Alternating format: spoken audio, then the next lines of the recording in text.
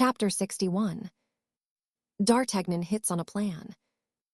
As night closed and they arrived at Thirsk, the four friends appeared to be entire strangers to one another and indifferent to the precautions taken for guarding the king. They withdrew to a private house, and as they had reason every moment to fear for their safety, they occupied but one room and provided an exit, which might be useful in case of an attack. The lackeys were sent to their several posts, except that Grimaud lay on a truss of straw across the doorway. D'Artagnan was thoughtful and seemed for the moment to have lost his usual loquacity. Porthos, who could never see anything that was not self-evident, talked to him as usual.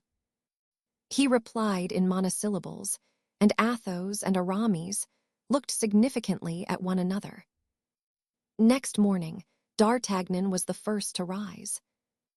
He had been down to the stables, already taken a look at the horses and given the necessary orders for the day, whilst Athos and Aramis were still in bed and Porthos snoring.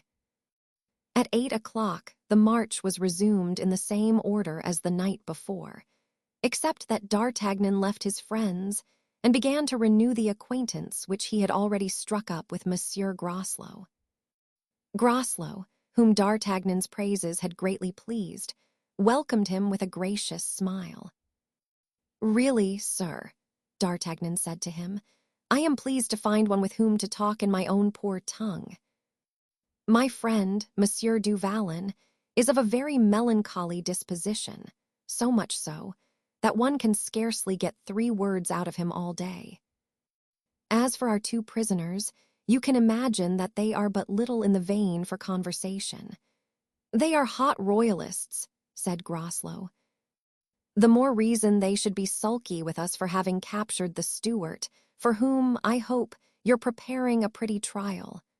"Why," said Groslow, "that is just what we are taking him to London for. And you never by any chance lose sight of him, I presume?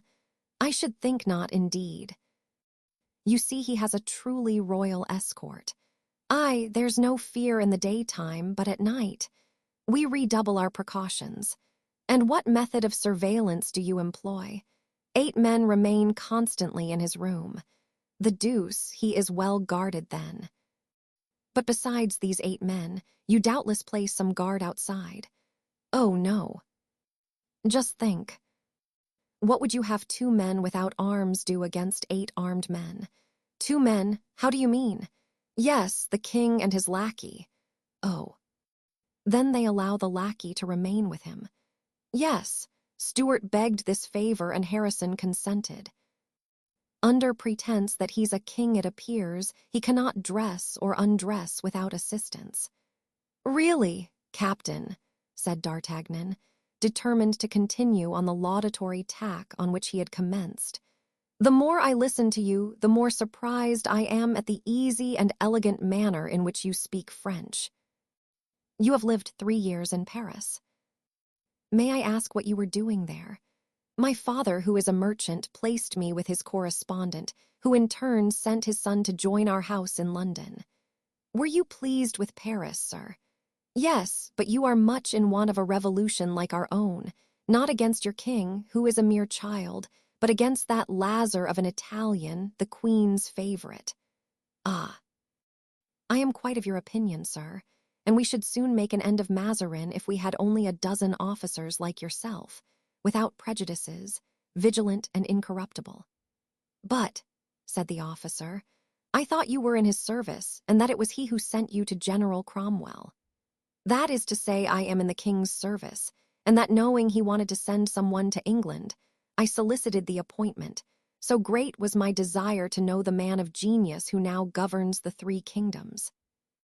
So that when he proposed to us to draw our swords in honor of old England, you see how we snapped up the proposition. Yes, I know that you charged by the side of Mordaunt. On his right and left, sir." "Ah. There's another brave and excellent young man. Do you know him?" asked the officer.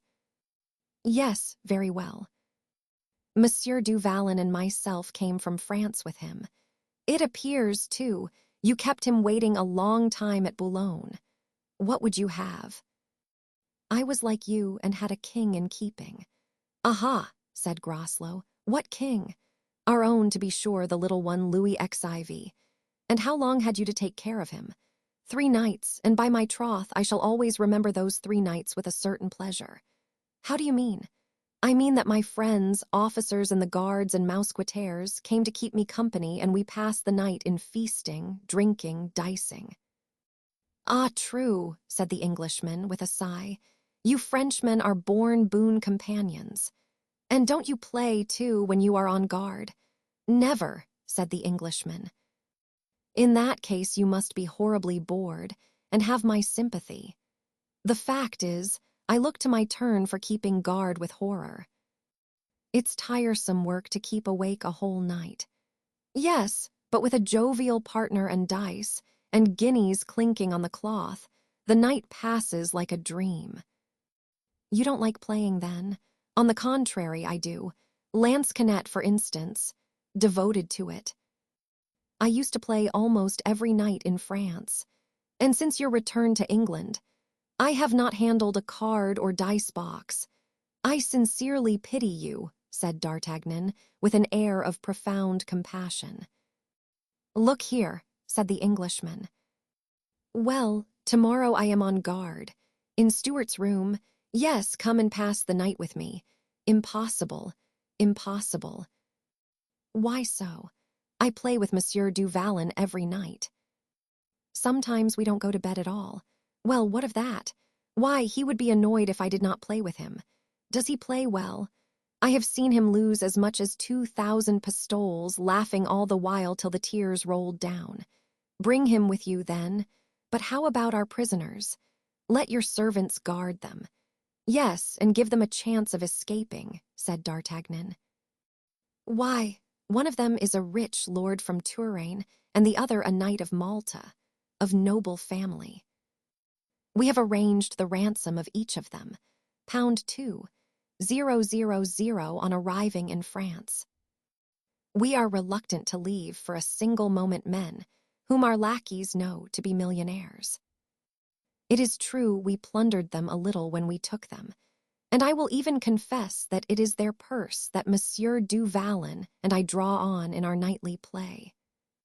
Still, they may have concealed some precious stone, some valuable diamond, so that we are like those misers who are unable to absent themselves from their treasures. We have made ourselves the constant guardians of our men, and while I sleep, Monsieur du Vallon watches. Ah, said Groslow.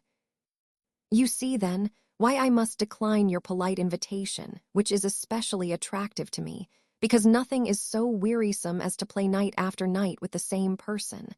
The chances always balance, and at the month's end nothing is gained or lost. Ah, said Groslow, sighing, there is something still more wearisome, and that is not to play at all. I can understand that, said D'Artagnan.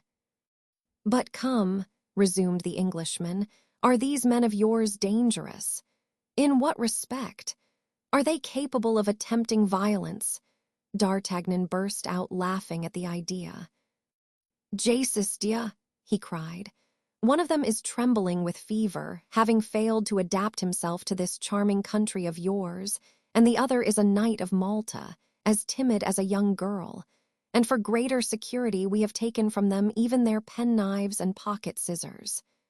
Well, then, said Groslow, bring them with you. But really, said D'Artagnan, I have 8 men on guard, you know. 4 of them can guard the king, and the other 4 your prisoners. I'll manage it somehow, you will see.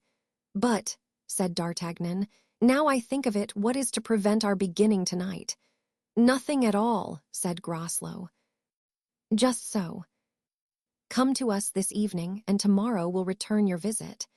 Capital. This evening with you, tomorrow at Stuart's, the next day with me. You see that with a little forethought one can lead a merry life anywhere and everywhere, said D'Artagnan.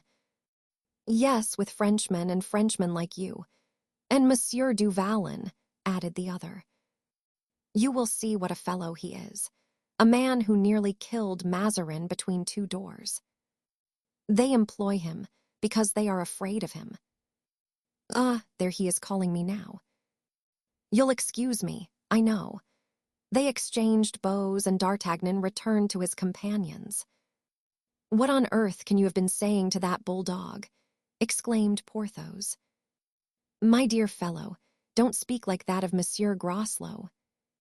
He's one of my most intimate friends. One of your friends, cried Porthos, this butcher of unarmed farmers. Hush. My dear Porthos. Monsieur Groslow is perhaps rather hasty, it's true, but at bottom I have discovered two good qualities in him. He is conceited and stupid. Porthos opened his eyes in amazement.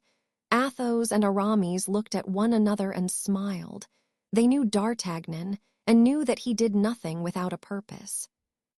But, continued D'Artagnan, you shall judge of him for yourself. He is coming to play with us this evening. Oh ho, said Porthos, his eyes glistening at the news. Is he rich? He's the son of one of the wealthiest merchants in London, and knows lansquenet, adores it, basset, his mania, Biribi, revels in it. Good, said Porthos, we shall pass an agreeable evening, the more so as it will be the prelude to a better. How so? We invite him to play tonight. He has invited us in return tomorrow. But wait. Tonight we stop at Derby, and if there is a bottle of wine in the town, let Mousqueton buy it. It will be well to prepare a light supper, of which you, Athos, and Aramis are not to partake. Athos, because I told him you had a fever. Aramis, because you are a knight of Malta and won't mix with fellows like us. Do you understand? That's no doubt very fine, said Porthos, but deuce take me if I understand at all. Porthos, my friend, you know I am descended on the father's side from the prophets and on the mother S from the Sibyls, and that I only speak in parables and riddles. Let those who have ears hear and those who have eyes see. I can tell you nothing more at present. Go ahead, my friend, said Athos. I am sure that whatever you do is well done. And you, Aramis, are you of that opinion? Entirely so, my dear D'Artagnan. Very good, said D'Artagnan. Here indeed are true believers. It is a pleasure to work miracles before them. They are not like that unbelieving Porthos, who must see and touch before he will believe. The fact is, said Porthos, with an air of finesse, I am rather incredulous. D'Artagnan gave him playful buffet on the shoulder, and as they had reached the station where they were to breakfast, the conversation ended there. At 5 in the evening, they sent Mousqueton on before as agreed upon. Blaisois went with him. In crossing the principal street in Derby, the four friends perceived Blaisois standing in the doorway of a handsome house. It was there a lodging was prepared for them. At the hour agreed upon, Groslow came. D'Artagnan received him as he would have done a friend of 20 years' standing. Porthos scanned him from head to foot and smiled when he discovered that in spite of the blow he had administered to Parry's brother, he was not nearly so strong as himself. Athos and Aramis suppressed as well as they could the disgust they felt in the presence of such coarseness and brutality. In short, Groslow seemed to be pleased with his reception. Athos and Aramis kept themselves to their role. At midnight they withdrew to their chamber, the door of which was left open on the pretext of kindly consideration. Furthermore, D'Artagnan went with them, leaving Porthos at play with Groslow. Porthos gained 50 pistoles from Groslow, and found him a more agreeable companion than he had at first believed him to be. As to Groslow, he promised himself that on the following evening he would recover from D'Artagnan what he had lost to Porthos, and on leaving reminded the Gascon of his appointment. The next day was spent as usual. D'Artagnan went from Captain Groslow to Colonel Harrison, and from Colonel Harrison to his friends. To anyone not acquainted with him, he seemed to be in his normal condition. But to his friends, to Athos and Aramis, was apparent a certain feverishness in his gaiety. "What is he contriving?" asked Aramis. "Wait," said Athos. Porthos said nothing, but he handled in his pocket the 50 pistoles he had gained from Groslow with a degree of satisfaction which betrayed itself in his whole bearing. Arrived at Riston, D'Artagnan assembled his friends. His face had lost the expression of careless gaiety. It had worn like a mask the whole day. Athos pinched Aramis's hand. "The moment is at hand," he said. "Yes," returned D'Artagnan, who had overheard him. "Tonight, gentlemen, we rescue the king." "D'Artagnan," said Athos, "this is no joke, I trust." "It would quite cut me up." "You are a very odd man, Athos," he replied, "to doubt me thus. Where and when have you seen me trifle with a friend's heart and a king's life? I have told you, and I repeat it, that tonight we rescue Charles I. You left it to me to discover the means, and I have done so." Porthos looked at D'Artagnan with an expression of profound admiration. Aramis smiled as one who hopes. Athos was pale and trembled in every limb. "Speak," said Athos. "We are invited," replied D'Artagnan, "to pass the night with M. Groslow." "But do you know where?" "No, in the king's room." "The king's room," cried Athos. "Yes, gentlemen, in the king's room. Groslow is on guard there this evening, and to pass the time away he has invited us to keep him company." "All 4 of us?" asked Athos. "Pardon you, certainly all 4. We couldn't leave our prisoners, could we?" "Ah." Said Aramis. "Tell us about it," said Athos, palpitating. "We are going, then. We 2 with our swords, you with daggers. We 4 have got to master these 8 fools, and their stupid captain. Monsieur Porthos, what do you say to that?" "I say it is easy enough," answered Porthos. "We dress the king in Groslow's clothes. Mousqueton, Grimaud, and Blaisois have our horses saddled at the end of the first street. We mount them, and before daylight are 20 leagues distant." Athos placed his 2 hands on D'Artagnan's shoulders and gazed at him with his calm, sad smile. "I declare, my friend," said he, "that there is not a creature under the sky who equals you in prowess and in courage. Whilst we thought you indifferent to our sorrows, which you couldn't share without crime, you alone among us have discovered what we were searching for in vain. I repeat it, D'Artagnan, you are the best one among us. I bless and love you, my dear son." "And to think that I couldn't find that out," said Porthos, scratching his head.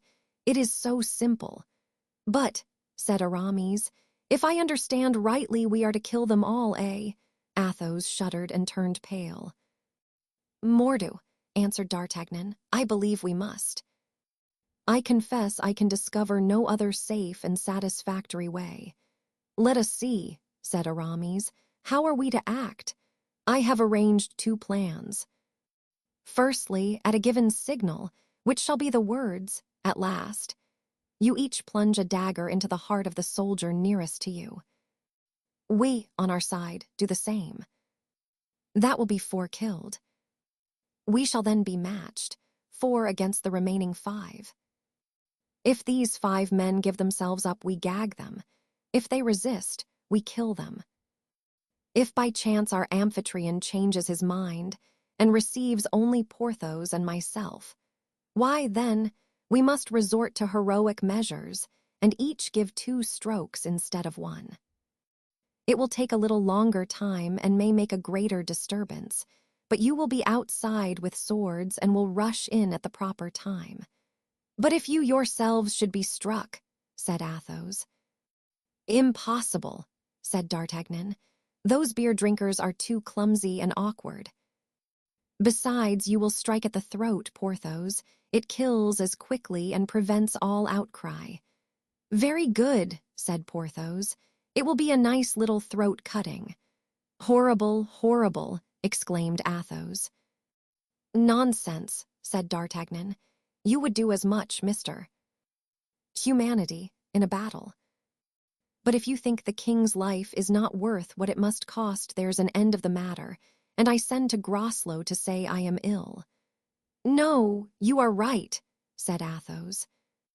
At this moment, a soldier entered to inform them that Groslow was waiting for them. "Where?" asked D'Artagnan. "In the room of the English Nebuchadnezzar," replied the staunch Puritan. "Good," replied Athos, whose blood mounted to his face at the insult offered to royalty. "Tell the captain we are coming." The Puritan then went out. The lackeys had been ordered to saddle 8 horses and to wait, keeping together and without dismounting, at the corner of a street about 20 steps from the house where the king was lodged. It was 9 o'clock in the evening. The sentinels had been relieved at 8, and Captain Groslow had been on guard for an hour. D'Artagnan and Porthos, armed with their swords, and Athos and Aramis, each carrying a concealed poniard, approached the house which for the time being was Charles Stuart's prison. The 2 latter followed their captors in the humble guise of captives, without arms. "Odds bodykins," said Groslow, as the 4 friends entered, "I had almost given you up." D'Artagnan went up to him and whispered in his ear. "The fact is, that is, Monsieur du Vallon and I, hesitated a little." "And why?" D'Artagnan looked significantly toward Athos and Aramis. "Aha," said Groslow, "on account of political opinions." "No matter." "On the contrary," he added, laughing, "if they want to see their Stuart, they shall see him." "Are we to pass the night in the king's room?" asked D'Artagnan. "No, but in the one next to it, and as the door will remain open, it comes to the same thing." "Have you provided yourself with money?" "I assure you I intend to play the devil's game tonight." D'Artagnan rattled the gold in his pockets. "Very good," said Groslow, and opened the door of the room. "I will show you the way," and he went in first. D'Artagnan turned to look at his friends. Porthos was perfectly indifferent. Athos, pale but resolute. Aramis was wiping a slight moisture from his brow. The 8 guards were at their posts. 4 in the king's room, 2 at the door between the rooms and 2 at that by which the friends had entered. Athos smiled when he saw their bare swords. He felt it was no longer to be a butchery, but a fight, and he resumed his usual good humor. Charles was perceived through the door, lying dressed upon his bed, at the head of which Parry was seated, reading in a low voice a chapter from the Bible. A candle of coarse tallow on a black table lighted up the handsome and resigned face of the king, and that of his faithful retainer, far less calm. From time to time Parry stopped, thinking the king, whose eyes were closed, was really asleep, but Charles would open his eyes and say with a smile, "Go on, my good Parry, I am listening."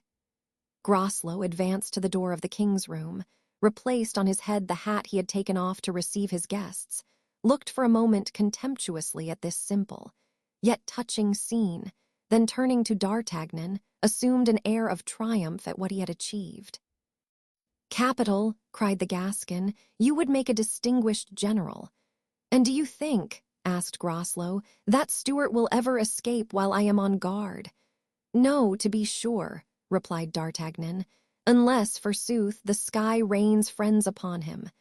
Groslow's face brightened. It is impossible to say whether Charles, who kept his eyes constantly closed, had noticed the insolence of the Puritan captain, but the moment he heard the clear tone of D'Artagnan's voice his eyelids rose, in spite of himself. Parry, too, started and stopped reading. "What are you thinking about?" said the king. "Go on, my good Parry, unless you are tired." Parry resumed his reading. On a table in the next room were lighted candles. cards, 2 dice boxes, and dice. "Gentlemen," said Groslow, "I beg you will take your places. I will sit facing Stuart, whom I like so much to see, especially where he now is, and you, Monsieur d'Artagnan, opposite to me." Athos turned red with rage. D'Artagnan frowned at him. "That's it," said D'Artagnan. "You, Monsieur le Comte de la Fere, to the right of Monsieur Groslow. You, Chevalier de Herblay, to his left. Du Vallon next me. You'll bet for me and those gentlemen for Monsieur Groslow." By this arrangement, D'Artagnan could nudge Porthos with his knee and make signs with his eyes to Athos and Aramis. At the names Comte de la Fere and Chevalier de Herblay, Charles opened his eyes, and raising his noble head, in spite of himself, threw a glance at all the actors in the scene. At that moment, Parry turned over several leaves of his Bible and read with a loud voice this verse in Jeremiah. God said, "Hear ye the words of the prophets my servants, whom I have sent unto you." The 4 friends exchanged glances. The words that Parry had read assured them that their presence was understood by the king, and was assigned to its real motive. D'Artagnan's eyes sparkled with joy. "You asked me just now if I was in funds," said D'Artagnan, placing some 20 pistoles upon the table. "Well, in my turn, I advise you to keep a sharp lookout on your treasure, my dear Monsieur Groslow, for I can tell you we shall not leave this without robbing you of it." "Not without my defending it," said Groslow. "So much the better," said D'Artagnan. "Fight, my dear captain, fight. You know, or you don't know, that is what we ask of you." "Oh." "Yes," said Groslow, bursting with his usual coarse laugh. "I know you Frenchmen want nothing but cuts and bruises." Charles had heard and understood it all. A slight color mounted to his cheeks. The soldiers then saw him stretch his limbs, little by little, and under the pretense of much heat throw off the Scotch plaid which covered him. Athos and Aramis started with delight to find that the king was lying with his clothes on. The game began. The luck had turned, and Groslow, having won some 100 pistoles, was in the merriest possible humor.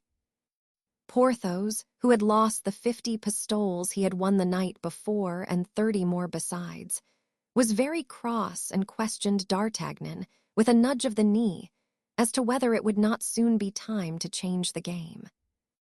Athos and Aramis looked at him inquiringly. But D'Artagnan remained impassible. It struck 10. They heard the guard going its rounds. "How many rounds do they make a night?" asked D'Artagnan, drawing more pistoles from his pocket. "5," answered Groslow. "One every 2 hours. D'Artagnan glanced at Athos and Aramis, and for the first time replied to Porthos's nudge of the knee by a nudge responsive. Meanwhile, the soldiers whose duty it was to remain in the king's room, attracted by that love of play so powerful in all men, had stolen little by little toward the table, and standing on tiptoe, lounged, watching the game, over the shoulders of D'Artagnan and Porthos. Those on the other side had followed their example, thus favoring the views of the 4 friends, who preferred having them close at hand to chasing them about the chamber. The 2 sentinels at the door still had their swords unsheathed, but they were leaning on them while they watched the game. Athos seemed to grow calm as the critical moment approached. With his white, aristocratic hands he played with the louis, bending and straightening them again, as if they were made of pewter. Aramis, less self-controlled, fumbled continually with his hidden poniard. Porthos, impatient at his continued losses, kept up a vigorous play with his knee. D'Artagnan turned, mechanically looking behind him, and between the figures of 2 soldiers he could see Parry standing up and Charles leaning on his elbow with his hands clasped and apparently offering a fervent prayer to God. D'Artagnan saw that the moment was come. He darted a preparatory glance at Athos and Aramis, who slyly pushed their chairs a little back so as to leave themselves more space for action. He gave Porthos a second nudge of the knee, and Porthos got up as if to stretch his legs, and took care at the same time to ascertain that his sword could be drawn smoothly from the scabbard. "Hang it," cried D'Artagnan, "another 20 pistoles lost." "Really, Captain Groslow, you are too much in fortune's way. This can't last," and he drew another 20 from his pocket. "One more turn, Captain. 20 pistoles on one throw, only one the last." "Done for 20, replied Groslow. And he turned up 2 cards as usual, a king for D'Artagnan and an ace for himself. "A king," said D'Artagnan. "It's a good omen, Master Groslow. Look out for the king." And in spite of his extraordinary self-control, there was a strange vibration in the Gascon's voice which made his partner start. Groslow began turning the cards one after another. If he turned up an ace first, he won. If a king, he lost. He turned up a king.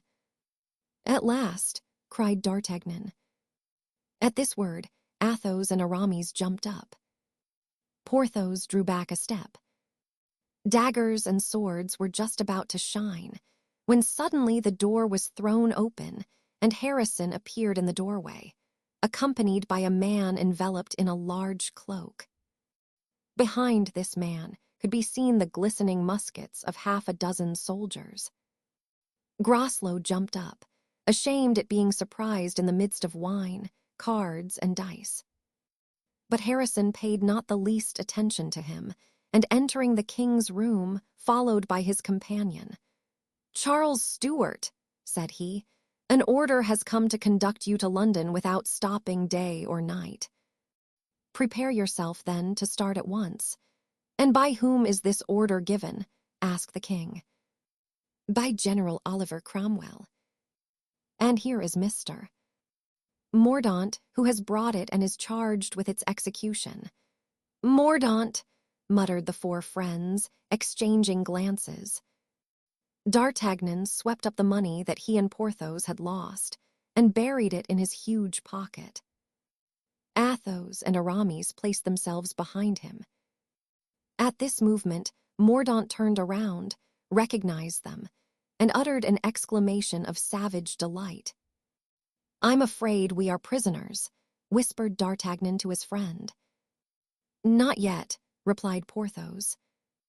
Colonel," cried Mordaunt, "you are betrayed. These 4 Frenchmen have escaped from Newcastle, and no doubt want to carry off the king." "Arrest them. Ah, my young man," said D'Artagnan, drawing his sword, "that is an order sooner given than executed. Fly, friends, fly," he added, whirling his sword around him. The next moment, he darted to the door and knocked down 2 of the soldiers who guarded it, before they had time to cock their muskets. Athos and Aramis followed him. Porthos brought up the rear, and before soldiers, officers, or colonel had time to recover their surprise, all 4 were in the street. "Fire!" cried Mordaunt. "Fire upon them!" 3 or 4 shots were fired, but with no other result than to show the 4 fugitives turning the corner of the street safe and sound. The horses were at the place fixed upon, and they leaped lightly into their saddles. "Forward!" cried D'Artagnan, "and spur for your dear lives." They galloped away and took the road they had come by in the morning, namely, in the direction toward Scotland. A few hundred yards beyond the town, D'Artagnan drew rein. "Halt!" he cried. "This time we shall be pursued. We must let them leave the village and ride after us on the northern road, and when they have passed, we will take the opposite direction." There was a stream close by and a bridge across it. D'Artagnan led his horse under the arch of the bridge. The others followed. 10 minutes later, they heard the rapid gallop of a troop of horsemen. A few minutes more, and the troop passed over their heads. Chapter 62. London. As soon as the noise of the hoofs was lost in the distance, D'Artagnan remounted the bank of the stream and scoured the plain, followed by his 3 friends, directing their course, as well as they could guess, toward London. "This time," said D'Artagnan, when they were sufficiently distant to proceed at a trot, "I think all is lost, and we have nothing better to do than to reach France. What do you say, Athos, to that proposition?" "Isn't it reasonable?" "Yes, dear friend," Athos replied, "but you said a word the other day that was more than reasonable. It was noble and generous. You said, 'Let us die here.' I recall to you that word." "Oh," said Porthos, "death is nothing. It isn't death that can disquiet us, since we don't know what it is. What troubles me is the idea of defeat. As things are turning out, I foresee that we must give battle to London, to the provinces, to all England, and certainly in the end we can't fail to be beaten." "We ought to witness this great tragedy even to its last scene," said Athos. "Whatever happens, let us not leave England before the crisis." "Don't you agree with me, Aramis?" "Entirely, my dear Count." "Then, too, I confess I should not be sorry to come across Mordaunt again. It appears to me that we have an account to settle with him, and that it is not our custom to leave a place without paying our debts, of this kind at least." "Ah, that's another thing," said D'Artagnan, "and I should not mind waiting in London a whole year for a chance of meeting this Mordaunt in question. Only let us lodge with someone on whom we can count, for I imagine, just now, that Noel Cromwell would not be inclined to trifle with us. Athos, do you know any inn in the whole town where one can find white sheets, roast beef reasonably cooked, and wine which is not made of hops and gin?" "I think I know what you want," replied Athos. "De Winter took us to the house of a Spaniard, who, he said, had become naturalized as an Englishman by the guineas of his new compatriots. What do you say to it, Aramis?" "Why, the idea of taking quarters with Senor Perez seems to me very reasonable, and for my part I agree to it. We will invoke the remembrance of that poor De Winter, for whom he seemed to have a great regard. We will tell him that we have come as amateurs to see what is going on. We will spend with him a guinea each per day, and I think that by taking all these precautions we can be quite undisturbed. You forget, Aramis, one precaution of considerable importance." "What is that?" "The precaution of changing our clothes." "Changing our clothes?" exclaimed Porthos. "I don't see why. We are very comfortable in those we wear." "To prevent recognition," said D'Artagnan. "Our clothes have a cut which would proclaim the Frenchman at first sight.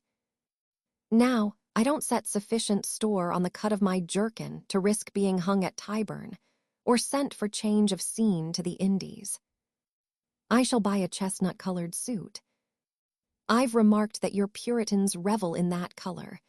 But can you find your man?" said Aramis to Athos. "Oh, to be sure, yes. He lives at the Bedford Tavern, Greenhall Street. Besides, I can find my way about the city with my eyes shut." "I wish we were already there," said D'Artagnan, "and my advice is that we reach London before daybreak, even if we kill our horses." "Come on, then," said Athos, "for unless I am mistaken in my calculations, we have only 8 or 10 leagues to go." The friends urged on their horses and arrived, in fact, at about 5 o'clock in the morning. They were stopped and questioned at the gate by which they sought to enter the city, but Athos replied, in excellent English, that they had been sent forward by Colonel Harrison to announce to his colleague, Monsieur Bridge, the approach of the king. That reply led to several questions about the king's capture, and Athos gave details so precise and positive that if the gatekeepers had any suspicions, they vanished completely.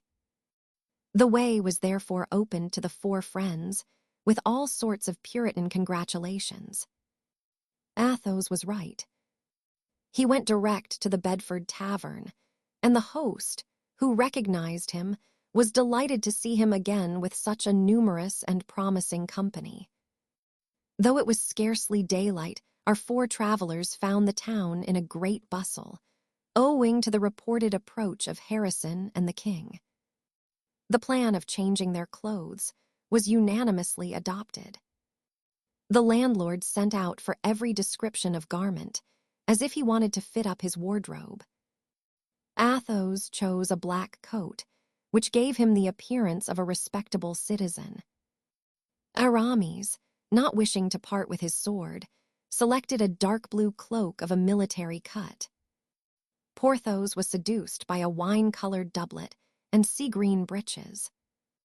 D'Artagnan, who had fixed on his color beforehand, had only to select the shade, and looked in his chestnut suit exactly like a retired sugar dealer. "Now," said D'Artagnan, "for the actual man. We must cut off our hair, that the populace may not insult us. As we no longer wear the sword of the gentleman, we may as well have the head of the Puritan. This, as you know, is the important point of distinction between the Covenanter and the Cavalier." After some discussion, this was agreed to, and Mousqueton played the role of barber. "We look hideous," said Athos. "And smack of the Puritan to a frightful extent," said Aramis. "My head feels actually cold," said Porthos. "As for me, I feel anxious to preach a sermon," said D'Artagnan. "Now," said Athos, "that we cannot even recognize one another and have therefore no fear of others recognizing us, let us go and see the king's entrance." They had not been long in the crowd before loud cries announced the king's arrival. A carriage had been sent to meet him, and the gigantic Porthos, who stood ahead above the entire rabble, soon announced that he saw the royal equipage approaching. D'Artagnan raised himself on tiptoe, and as the carriage passed, saw Harrison at one window and Mordaunt at the other. The next day, Athos, leaning out of his window, which looked upon the most populous part of the city, heard the Act of Parliament, which summoned the ex-king, Charles I, to the bar, publicly cried. "Parliament indeed," cried Athos. "Parliament can never have passed such an act as that." At this moment the landlord came in. "Did Parliament pass this act?" Athos asked of him in English. "Yes, my lord, the pure Parliament." "What do you mean by the pure Parliament?" "Are there, then, 2 parliaments?" "My friend," D'Artagnan interrupted, "as I don't understand English and we all understand Spanish, have the kindness to speak to us in that language, which, since it is your own, you must find pleasure in using when you have the chance." "Ah." "Excellent," said Aramis. As to Porthos, all his attention was concentrated on the allurements of the breakfast table. "You were asking then," said the host in Spanish. "I asked," said Athos in the same language, "if there are 2 parliaments, a pure and an impure." "Why, how extraordinary," said Porthos, slowly raising his head and looking at his friends with an air of astonishment. "I understand English, then." "I understand what you say." "That is because we are talking Spanish, my dear friend," said Athos. "Oh, the devil," said Porthos. "I am sorry for that. It would have been one language more." "When I speak of the pure Parliament," resumed the host, "I mean the one which Colonel Bridge has weeded." "Ah." "Really," said D'Artagnan, "these people are very ingenious. When I go back to France, I must suggest some such convenient course to Cardinal Mazarin and the coadjutor. One of them will weed the Parliament in the name of the court, and the other in the name of the people, and then there won't be any Parliament at all." "And who is this Colonel Bridge?" asked Aramis, "and how does he go to work to weed the Parliament?" "Colonel Bridge," replied the Spaniard, "is a retired wagoner, a man of much sense, who made one valuable observation whilst driving his team, namely, that where there happened to be a stone on the road, It was much easier to remove the stone than try and make the wheel pass over it. Now, of 251 members who composed the parliament, there were 191 who were in the way and might have upset his political wagon. He took them up, just as he formerly used to take up the stones from the road, and threw them out of the house. "Neat," remarked D'Artagnan. "Very. And all these 191 were royalists?" asked Athos. "Without doubt, senor, and you understand that they would have saved the king." "To be sure," said Porthos with majestic common sense, "they were in the majority." "And you think," said Aramis, "he will consent to appear before such a tribunal?" "He will be forced to do so," smiled the Spaniard. "Now, Athos," said D'Artagnan, "do you begin to believe that it's a ruined cause, and that what with your Harrisons, Joyces, Bridges, and Cromwells, we shall never get the upper hand?" "The king will be delivered at the tribunal," said Athos. "The very silence of his supporters indicates that they are at work." D'Artagnan shrugged his shoulders. "But," said Aramis, "if they dare to condemn their king, it can only be to exile or imprisonment." D'Artagnan whistled a little air of incredulity.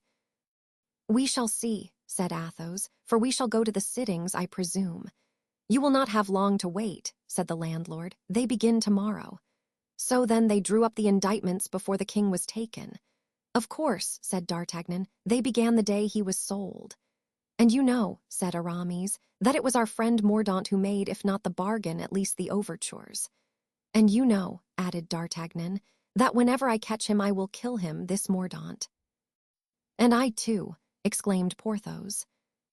"And I too," added Aramis. "Touching unanimity," cried D'Artagnan, "which well becomes good citizens like us. Let us take a turn around the town and imbibe a little fog." "Yes," said Porthos, "'twill be at least a little change from beer." Chapter 63. Fatality. Scarcely had D'Artagnan uttered these words, when a ringing and sudden noise was heard resounding through the felucca, which had now become dim in the obscurity of the night. "That, you may be sure," said the Gascon, "means something." They then at the same instant perceived a large lantern carried on a pole appear on the deck, defining the forms of shadows behind it. Suddenly a terrible cry, a cry of despair, was wafted through space. And as if the shrieks of anguish had driven away the clouds, the veil which hid the moon was cleated away, and the gray sails and dark shrouds of the felucca were plainly visible beneath the silvery light. Shadows ran, as if bewildered, to and fro on the vessel, and mournful cries accompanied these delirious walkers. In the midst of these screams, they saw Mordaunt upon the poop with a torch in hand. The agitated figures, apparently wild with terror, consisted of Groslow, who at the hour fixed by Mordaunt had collected his men and the sailors. Mordaunt, after having listened at the door of the cabin to hear if the musketeers were still asleep, had gone down into the cellar, convinced by their silence that they were all in a deep slumber. Then he had run to the train, impetuous as a man who is excited by revenge, and full of confidence, as are those whom God blinds, he had set fire to the wick of nitre. All this while Groslow and his men were assembled on deck. "Haul up the cable and draw the boat to us," said Groslow. One of the sailors got down the side of the ship, seized the cable, and drew it. It came without the least resistance. "The cable is cut," he cried. "No boat." "How?" "No boat," exclaimed Groslow. "It is impossible." "'Tis true, however," answered the sailor. "There's nothing in the wake of the ship. Besides, here's the end of the cable." "What's the matter?" cried Mordaunt, who, coming up out of the hatchway, rushed to the stern, waving his torch. "Only that our enemies have escaped. They have cut the cord and gone off with the boat." Mordaunt bounded with one step to the cabin and kicked open the door. "Empty," he exclaimed. "The infernal demons." "We must pursue them," said Groslow. "They can't be gone far, and we will sink them, passing over them." "Yes, but the fire," ejaculated Mordaunt. "I have lighted it."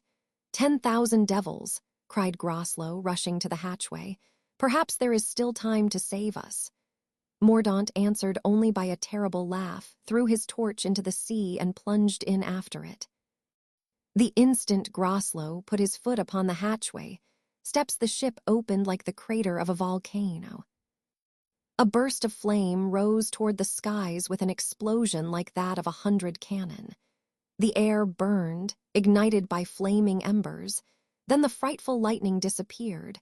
The brands sank, one after another, into the abyss, where they were extinguished, and save for a slight vibration in the air, after a few minutes had elapsed, one would have thought that nothing had happened.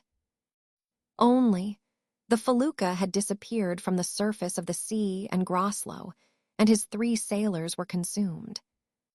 The 4 friends saw all this. Not a single detail of this fearful scene escaped them. At one moment, bathed as they were in a flood of brilliant light, which illumined the sea for the space of a league, they might each be seen, each by his own peculiar attitude and manner expressing the awe which, even in their hearts of bronze, they could not help experiencing. Soon a torrent of vivid sparks fell around them. Then, at last, the volcano was extinguished. Then all was dark and still, the floating bark and heaving ocean. They sat silent and dejected. "By heaven," at last said Athos, the first to speak, "by this time I think all must be over. Here, my lords. Save me." "Help!" cried a voice, whose mournful accents, reaching the 4 friends, seemed to proceed from some phantom of the ocean. All looked around. Athos himself stared. "'Tis he." "It is his voice."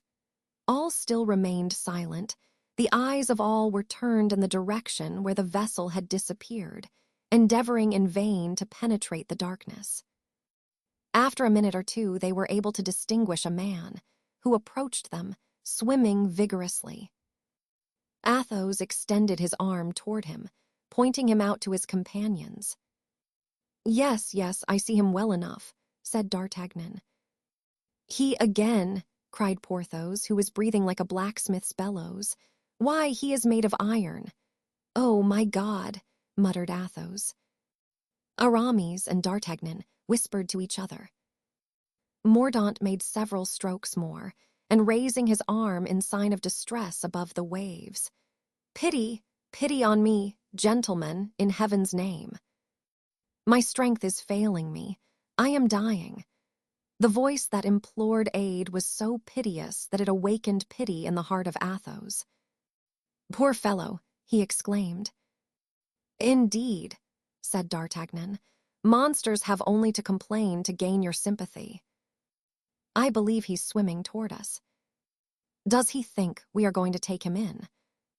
"Row, Porthos, row." And setting the example, he plowed his oar into the sea.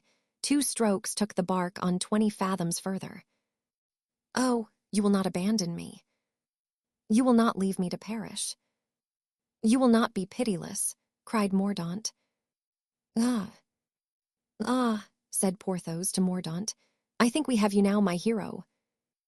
And there are no doors by which you can escape this time but those of hell." "Oh!" "Porthos," murmured the Comte de la Fere. "Oh, pray, for mercy's sake, don't fly from me." "For pity's sake," cried the young man, whose agony-drawn breath at times, when his head went under water, under the wave, exhaled and made the icy waters bubble. D'Artagnan, however, who had consulted with Aramis, spoke to the poor wretch. "Go away," he said. "Your repentance is too recent to inspire confidence. See, the vessel in which you wish to fry us is still smoking, and the situation in which you are is a bed of roses compared to that in which you wish to place us, and in which you have placed Monsieur Groslow and his companions." "Sir," replied Mordaunt, in a tone of deep despair, My penitence is sincere. Gentlemen, I am young, scarcely 23 years old. I was drawn on by a very natural resentment to avenge my mother. You would have done what I did. Mordaunt wanted now only 2 or 3 fathoms to reach the boat, for the approach of death seemed to give him supernatural strength. Alas, he said, I am then to die. You are going to kill the son, as you killed the mother. Surely, if I am culpable and if I ask for pardon, I ought to be forgiven. Then, as if his strength failed him, he seemed unable to sustain himself above the water, and a wave passed over his head, which drowned his voice. Oh, this is torture to me, cried Athos. Mordaunt reappeared. For my part, said D'Artagnan, I say this must come to an end, murderer as you were of your uncle. Executioner, as you were of King Charles. Incendiary. I recommend you to sink forthwith to the bottom of the sea, and if you come another fathom nearer, I'll stave your wicked head in with this oar. D'Artagnan. D'Artagnan, cried Athos, my son, I entreat you. The wretch is dying, and it is horrible to let a man die without extending a hand to save him. I cannot resist doing so. He must live. Zounds, replied D'Artagnan, why don't you give yourself up directly, feet and hands bound, to that wretch? Ah, Comte de la Fere, you wish to perish by his hands. I, your son, as you call me, I will not let you. 'Twas the first time D'Artagnan had ever refused a request from Athos. Aramis calmly drew his sword, which he had carried between his teeth as he swam. If he lays his hand on the boat's edge, I will cut it off, regicide that he is. And I, said Porthos. Wait, what are you going to do? Asked Aramis. Throw myself in the water and strangle him. Oh, gentlemen, cried Athos, be men. Be Christians, see. Death is depicted on his face. Ah, do not bring on me the horrors of remorse. Grant me this poor wretch's life. I will bless you, I am dying, cried Mordaunt, come to me. Come to me. D'Artagnan began to be touched. The boat at this moment turned around, and the dying man was by that turn brought nearer Athos. Monsieur the Comte de la Fere, he cried, I supplicate you. Pity me. I call on you. Where are you? I see you no longer. I am dying. Help me. Help me. Here I am, sir, said Athos, leaning and stretching out his arm to Mordaunt with that air of dignity and nobility of soul habitual to him. Here I am. Take my hand and jump into our boat. Mordaunt made a last effort, rose, seized the hand thus extended to him, and grasped it with the vehemence of despair. That's right, said Athos. Put your other hand here. And he offered him his shoulder as another stay and support, so that his head almost touched that of Mordaunt, and these 2 mortal enemies were in as close an embrace as if they had been brothers. Now, sir, said the Count, you are safe, calm yourself. Ah, my mother, cried Mordaunt, with eyes on fire, with a look of hate impossible to paint. I can only offer thee one victim, but it shall at any rate be the one thou wouldst thyself have chosen. And whilst D'Artagnan uttered a cry, Porthos raised the oar, and Aramis sought a place to strike. A frightful shake given to the boat precipitated Athos into the sea, whilst Mordaunt, with a shout of triumph, grasped the neck of his victim, and in order to paralyze his movements, twined arms and legs around the musketeer. For an instant, without an exclamation, without a cry for help, Athos tried to sustain himself on the surface of the waters, but the weight dragged him down. He disappeared by degrees. Soon nothing was to be seen except his long, floating hair. Then both men disappeared, and the bubbling of the water, which, in its turn, was soon effaced, alone indicated the spot where these 2 had sunk. Mute with horror, the 3 friends had remained open-mouthed, their eyes dilated, their arms extended like statues, and motionless as they were, the beating of their hearts was audible. Porthos was the first who came to himself. He tore his hair. "Oh," he cried, "Athos, Athos, thou man of noble heart, woe is me. I have let thee perish." At this instant, in the midst of the silver circle illumined by the light of the moon, the same whirlpool which had been made by the sinking men was again obvious, and first were seen, rising above the waves, a wisp of hair, then a pale face with open eyes, yet nevertheless the eyes of death, then a body which, after rising of itself even to the waist above the sea, turned gently on its back, according to the caprice of the waves, and floated. In the bosom of this corpse was plunged a poniard, the gold hilt of which shone in the moonbeams. "Mordaunt! Mordaunt!" cried the three friends. "'Tis Mordaunt!" "But Athos!" exclaimed D'Artagnan. Suddenly the boat leaned on one side beneath a new and unexpected weight, and Grimaud uttered a shout of joy. Everyone turned around and beheld Athos, livid, his eyes dim and his hands trembling, supporting himself on the edge of the boat. 8 vigorous arms lifted him up immediately and laid him in the boat, where directly Athos was warmed and reanimated, reviving with the caresses and cares of his friends, who were intoxicated with joy. "You are not hurt?" asked D'Artagnan.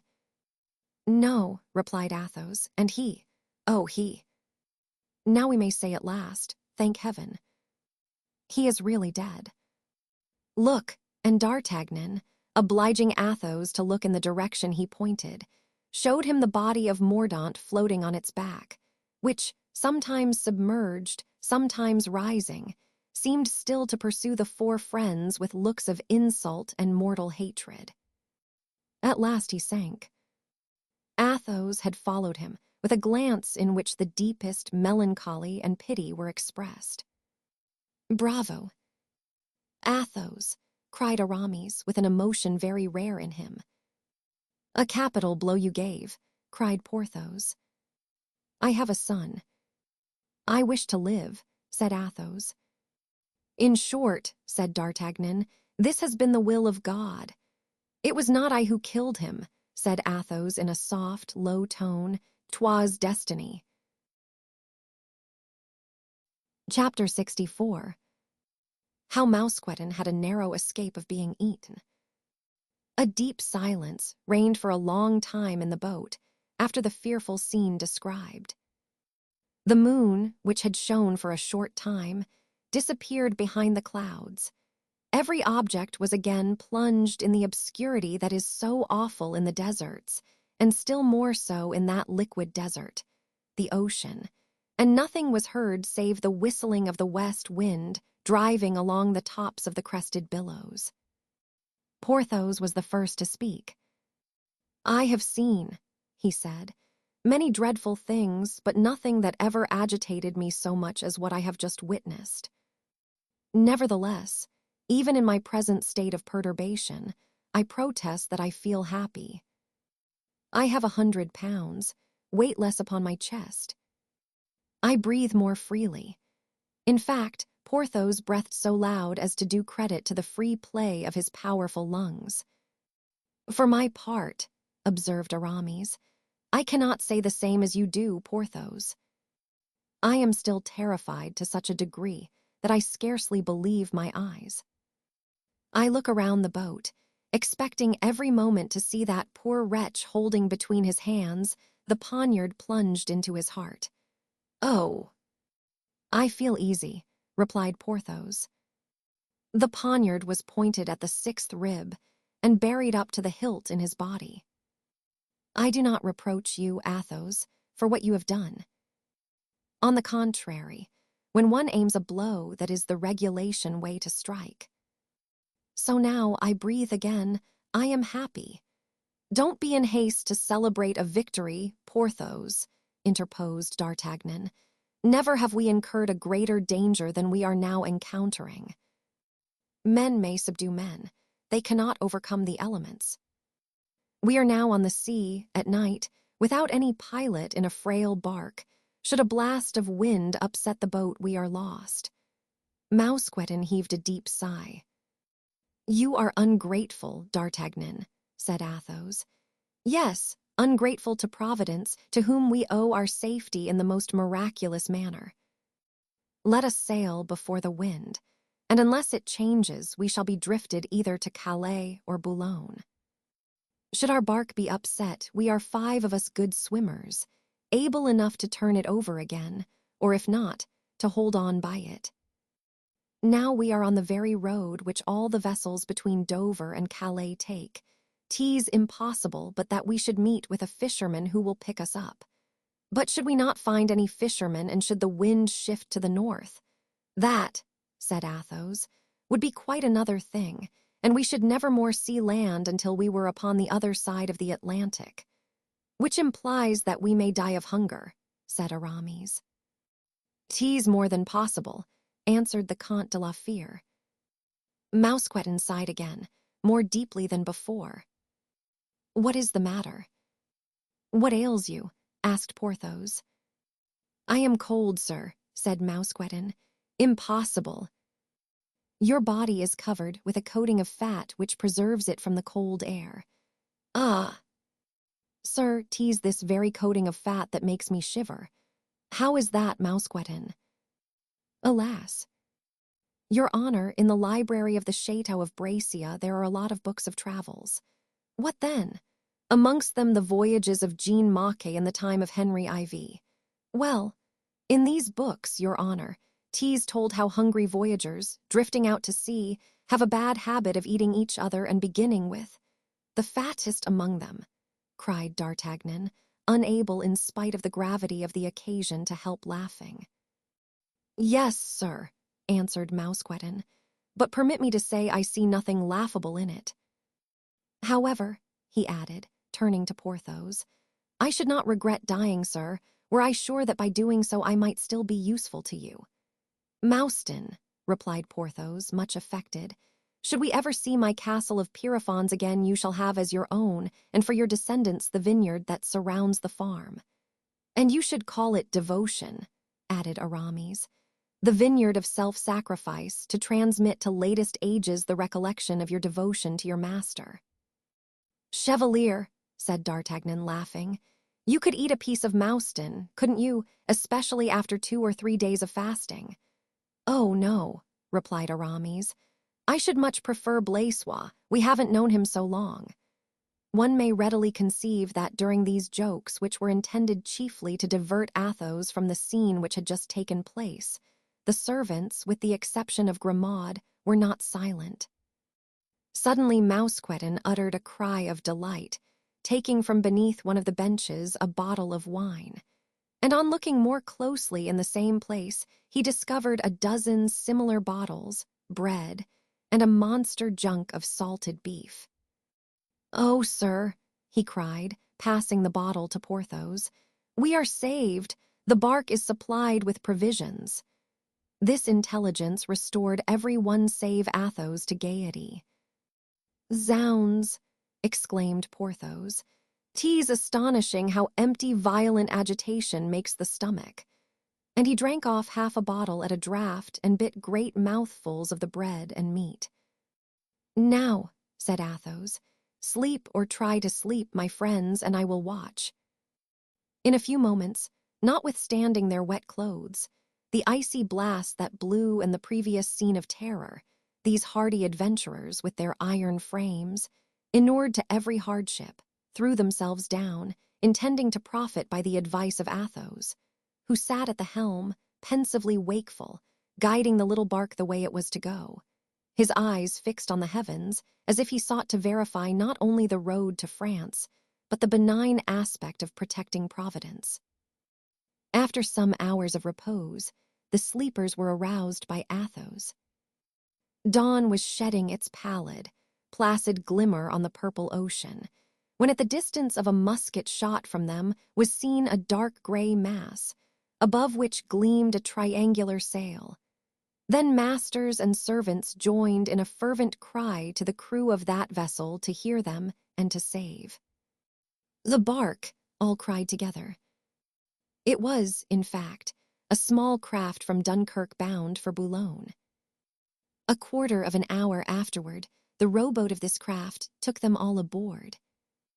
Grimaud tendered 20 guineas to the captain, and at 9 o'clock in the morning, having a fair wind, our Frenchmen set foot on their native land.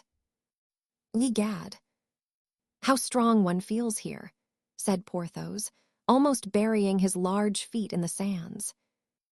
Zounds, I could defy a nation. Be quiet, Porthos, said D'Artagnan. We are observed. We are admired, I faith, answered Porthos. These people who are looking at us are only merchants, said Athos, and are looking more at the cargo than at us. I shall not trust to that, said the lieutenant, and I shall make for the dunes as soon as possible. Sandy hills about Dunkirk, from which it derives its name. The party followed him, and soon disappeared with him behind the hillocks of sand unobserved. Here, after a short conference, they proposed to separate. And why separate? Asked Athos. Because, answered the Gascon, we were sent, Porthos and I, by Cardinal Mazarin to fight for Cromwell. Instead of fighting for Cromwell, we have served Charles I. Not the same thing by any means. In returning with the Comte de la Fere and Monsieur de Herblay, our crime would be confirmed. We have circumvented Cromwell, Mordaunt, and the sea, but we shall find a certain difficulty in circumventing Mazarin. You forget, replied Athos, that we consider ourselves your prisoners and not free from the engagement we entered into. Truly, Athos, interrupted D'Artagnan, I am vexed that such a man as you are should talk nonsense which schoolboys would be ashamed of. Chevalier, he continued, addressing Aramis, who, leaning proudly on his sword, seemed to agree with his companion. Chevalier, Porthos, and I run no risk. Besides, should any ill luck happen to two of us, will it not be much better that the other two should be spared to assist those who may be apprehended? Besides, who knows whether, divided, we may not obtain a pardon, you from the Queen, we from Mazarin, which, were we all four together, would never be granted. Come, Athos and Aramis, go to the right. Porthos, come with me to the left. These gentlemen should file off into Normandy, whilst we, by the nearest road, reach Paris. He then gave his friends minute directions as to their route. Ah, my dear friend, exclaimed Athos, how I should admire the resources of your mind did I not stop to adore those of your heart. And he gave him his hand. Isn't this fox a genius, Athos? Asked the Gascon. No. He knows how to crunch fowls, to dodge the huntsman, and to find his way home by day or by night. That's all. Well is all said. All. Then let's count our money and divide it.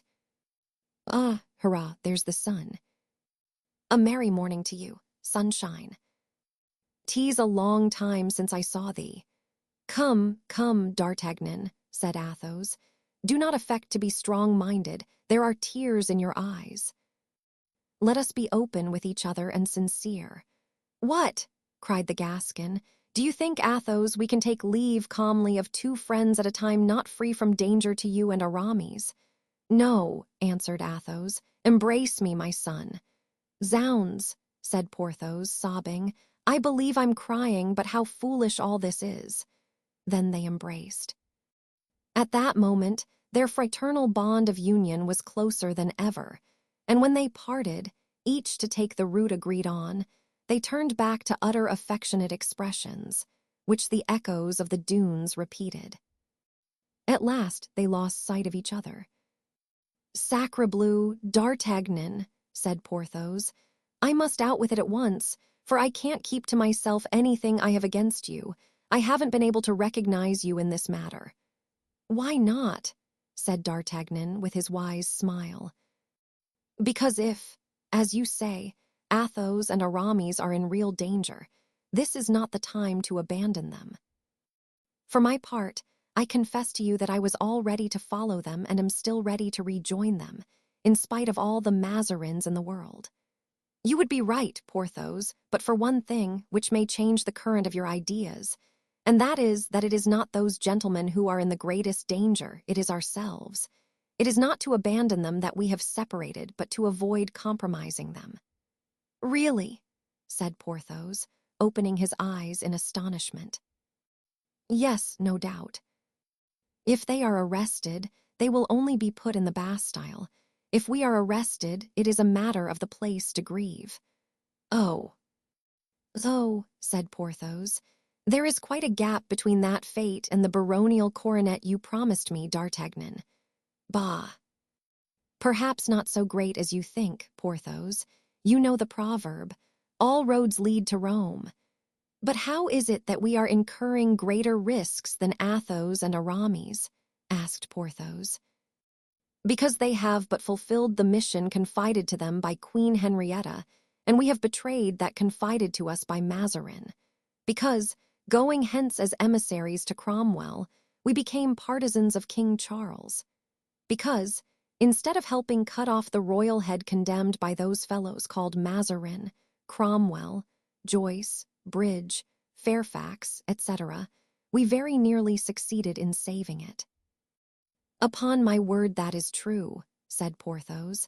But how can you suppose, my dear friend, that in the midst of his great preoccupations General Cromwell has had time to think? Cromwell thinks of everything. Cromwell has time for everything. And believe me, dear friend, we ought not to lose our time. It is precious. We shall not be safe till we have seen Mazarin, and then— The devil, said Porthos. What can we say to Mazarin? Leave that to me. I have my plan. He laughs best who laughs last. Cromwell is mighty, Mazarin is tricky, but I would rather have to do with them than with the late Monsieur Mordaunt.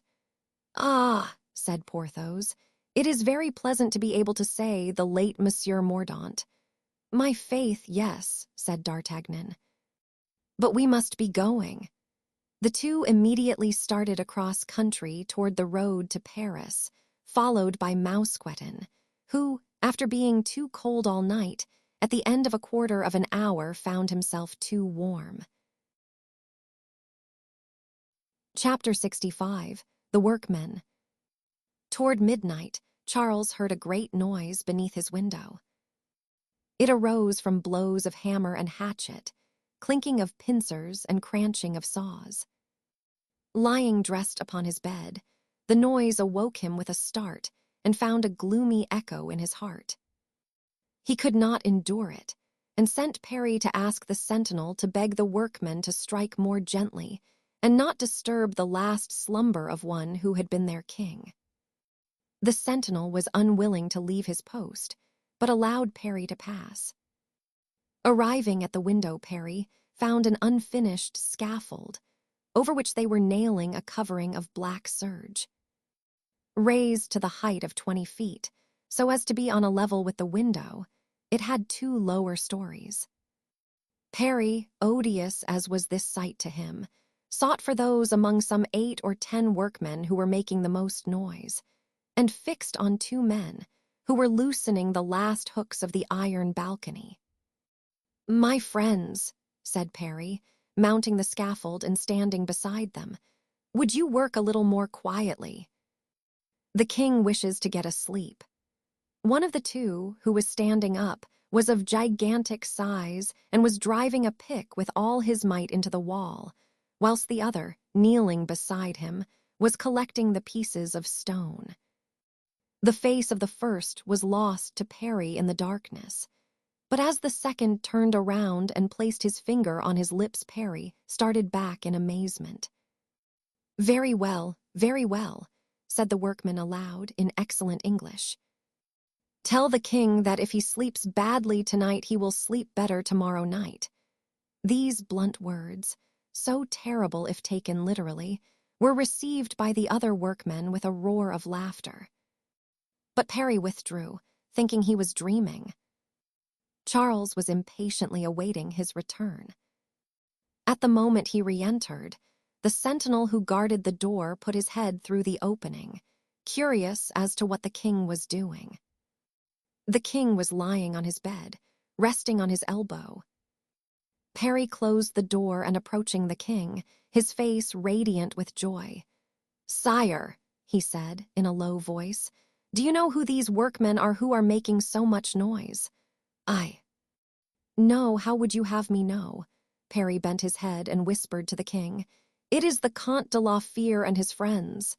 "Raising my scaffold," cried the king, astounded. "Yes, and at the same time making a hole in the wall." The king clasped his hands and raised his eyes to heaven. Then, leaping down from his bed, he went to the window and, pulling aside the curtain, tried to distinguish the figures outside, but in vain. Perry was not wrong. It was Athos he had recognized, and Porthos who was boring a hole through the wall. This hole communicated with a kind of loft, the space between the floor of the king's room and the ceiling of the one below it. Their plan was to pass through the hole they were making into this loft and cut out from below a piece of the flooring of the king's room, so as to form a kind of trapdoor. Through this the king was to escape the next night, and, hidden by the black covering of the scaffold, was to change his dress for that of a workman, slip out with his deliverers, pass the sentinels, who would suspect nothing, and so reach the skiff that was waiting for him at Greenwich. Day gilded the tops of the houses. The aperture was finished, and Athos passed through it, carrying the clothes destined for the king wrapped in black cloth, and the tools with which he was to open a communication with the king's room. He had only 2 hours' work to do to open communication with the king, and according to the calculations of the 4 friends, they had the entire day before them, since, the executioner being absent, another must be sent for to Bristol. D'Artagnan returned to change his workman's clothes for his chestnut-colored suit, and Porthos to put on his red doublet. As for Aramis, he went off to the bishop's palace to see if he could possibly pass in with Juxon to the king's presence. All 3 agreed to meet at noon in Whitehall Place to see how things went on. Before leaving the scaffold, Aramis had approached the opening where Athos was concealed to tell him that he was about to make an attempt to gain another interview with the king. "Adieu, then, and be of good courage," said Athos. "Report to the king the condition of affairs. Say to him that, when he is alone, it will help us if he will knock on the floor, for then I can continue my work in safety. Try, Aramis, to keep near the king. Speak loud, very loud, for they will be listening at the door. If there is a sentinel within the apartment, kill him without hesitation. If there are 2, let Perry kill one and you the other. If there are 3, let yourself be slain, but save the king." "Be easy," said Aramis. "I will take 2 poniards and give one to Perry." "Is that all?" "Yes, go, but urge the king strongly not to stand on false generosity. While you are fighting, if there is a fight, he must flee. The trap once replaced over his head, you being on the trap, dead or alive, they will need at least 10 minutes to find the hole by which he has escaped. In those 10 minutes, we shall have gained the road, and the king will be saved. Everything shall be done as you say, Athos. Your hand, for perhaps we shall not see each other again." Athos put his arm around Aramis's neck and embraced him. "For you," he said. "Now if I die, say to D'Artagnan that I love him as a son, and embrace him for me. Embrace also our good and brave Porthos." "Adieu, adieu," said Aramis. "I am as sure now that the king will be saved as I am sure that I clasp the most loyal hand in the world." Aramis parted from Athos, went down from the scaffold in his turn, and took his way to the hotel, whistling the air of a song in praise of Cromwell. He found the other 2 friends sitting at table before a good fire, drinking a bottle of port and devouring a cold chicken. Porthos was cursing the infamous parliamentarians. D'Artagnan ate in silence, revolving in his mind the most audacious plans. Aramis related what had been agreed upon. D'Artagnan approved with a movement of the head, and Porthos with his voice. "Bravo," he said.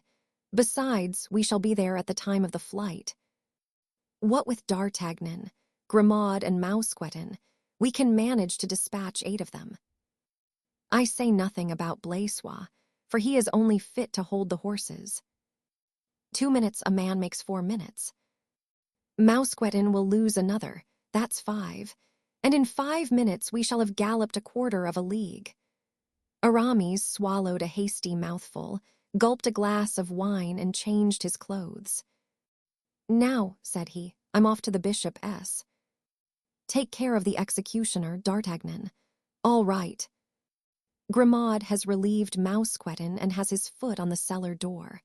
"Well, don't be inactive. Inactive, my dear fellow. Ask Porthos. I pass my life upon my legs." Aramis again presented himself at the Bishop S. Juxon consented the more readily to take him with him, as he would require an assistant priest in case the king should wish to communicate. Dressed as Aramis had been the night before, the bishop got into his carriage, and the former, more disguised by his pallor and sad countenance than his deacon's dress, got in by his side. The carriage stopped at the door of the palace. It was about 9 o'clock in the morning. Nothing was changed. The ante-rooms were still full of soldiers, the passages still lined by guards. The king was already sanguine, but when he perceived Aramis, his hope turned to joy. He embraced Juxon and pressed the hand of Aramis. The bishop affected to speak in a loud voice, before everyone, of their previous interview. The king replied that the words spoken in that interview had borne their fruit, and that he desired another under the same conditions. Juxon turned to those present and begged them to leave him and his assistant alone with the king. Everyone withdrew. As soon as the door was closed, "Sire," said Aramis, speaking rapidly, "you are saved. The London executioner has vanished. His assistant broke his leg last night beneath your Majesty's window. The cry we heard was his, and there is no executioner nearer at hand than Bristol." "But the Comte de la Fere?" asked the king. "2 feet below you. Take the poker from the fireplace and strike 3 times on the floor. He will answer you." The king did so, and the moment after, 3 muffled knocks, answering the given signal, sounded beneath the floor. "So," said Charles, "he who knocks down there is the Comte de la Fere, sire," said Aramis. "He is preparing a way for your Majesty to escape. Parry, for his part, will raise this slab of marble and a passage will be opened." "Oh, Juxon," said the king, seizing the bishop's 2 hands in his own, "promise that you will pray all your life for this gentleman and for the other that you hear beneath your feet, and for 2 others also, who, wherever they may be, are on the watch for my safety." "Sire," replied Juxon, "you shall be obeyed." Meanwhile, the miner underneath was heard working away incessantly, when suddenly an unexpected noise resounded in the passage. Aramis seized the poker and gave the signal to stop. The noise came nearer and nearer. It was that of a number of men steadily approaching. The 4 men stood motionless. All eyes were fixed on the door, which opened slowly and with a kind of solemnity. A parliamentary officer, clothed in black and with a gravity that augured ill, entered, bowed to the king, and unfolding a parchment, read the sentence, as is usually done to criminals before their execution. "What is this?" said Aramis to Juxon. Juxon replied with a sign which meant that he knew no more than Aramis about it. "Then it is for today," asked the king. "Was not your Majesty warned that it was to take place this morning?" "Then I must die like a common criminal by the hand of the London executioner.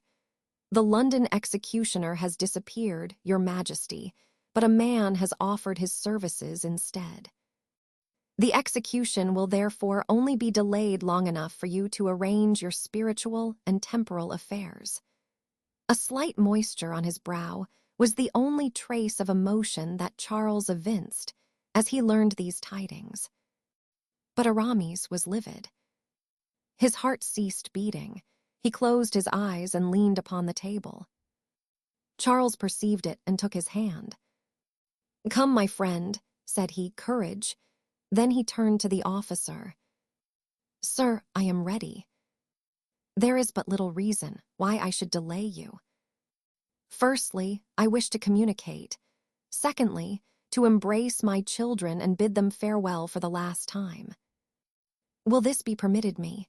"Certainly," replied the officer and left the room. Aramis dug his nails into his flesh and groaned aloud. "Oh, my Lord Bishop," he cried, seizing Juxon's hands, "where is Providence? Where is Providence?" "My son," replied the bishop with firmness, "you see him not because the passions of the world conceal him." "My son," said the king to Aramis, "do not take it so to heart. You ask what God is doing. God beholds your devotion and my martyrdom, and believe me, both will have their reward. Ascribe to men, then, what is happening and not to God.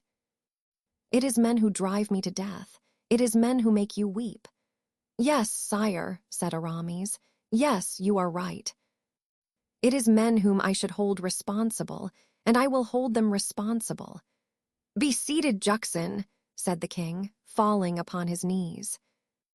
"I have now to confess to you." "Remain, sir," he added to Aramis, who had moved to leave the room. "Remain, Parry. I have nothing to say that cannot be said before all." Juxon sat down, and the king, kneeling humbly before him, began his confession.